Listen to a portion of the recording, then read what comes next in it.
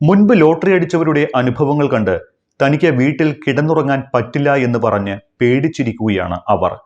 ആരുമില്ലാത്ത കുടുംബമാണ്, അവരെ കുഴപ്പത്തിലാക്കരുത്, എന്നെയും കുഴപ്പത്തിലാക്കരുത് എന്ന് മാത്രമേ പറയാനുള്ളൂവെന്നാണ് തന്നെ കാണാനെത്തിയ മാധ്യമങ്ങളോടെല്ലാം ലതീഷ് വ്യക്തമാക്കിയത്.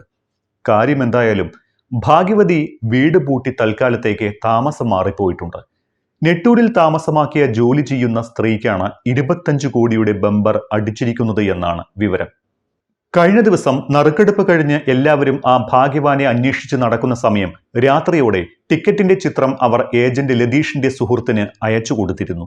ചില ആളുകളോടും ലോട്ടറി അടിച്ച കാര്യം ഇവർ നേരിട്ടല്ലാതെ സമ്മതിക്കുകയും ചെയ്തു. എന്നാൽ രാവിലെ ലോട്ടറി ഉടമയുടെ സുഹൃത്തുക്കൾ വീട്ടിലെത്തിയപ്പോഴാണ് ആൾ വീട് പൂട്ടിപ്പോയ വിവരം അറിഞ്ഞത്. ലോട്ടറി അടിച്ച വിവരം പുറത്തു പറയാൻ ആഗ്രഹമില്ല എന്നാണ് ഇവർ ഇപ്പോൾ വ്യക്തമാക്കുന്നത്. ഏതാണ്ട് 2 വർഷം മുൻപ് സമാനമായ രീതിയിൽ ഓണം ബമ്പർ ലോട്ടറി അടിച്ച അനൂപിനുണ്ടായ അനുഭവങ്ങൾ മാധ്യമങ്ങളിലൂടെ എല്ലാം പുറത്തു വന്നിരുന്നു.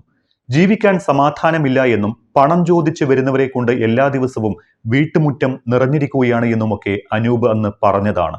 സ്വാഭാവികമായും സഹായാഭ്യർത്ഥനാ ശല്യം തനിക്കുമുണ്ടാകുമെന്ന് ഈ സ്ത്രീയും ഭയപ്പെടുന്നുണ്ട്. അതുകൊണ്ട് തന്നെയാണ് ബമ്പർ നേട്ടം രഹസ്യമായി തന്നെ ഇരിക്കണമെന്ന് അവർ ലതീഷിനോട് ആവശ്യപ്പെട്ടത്.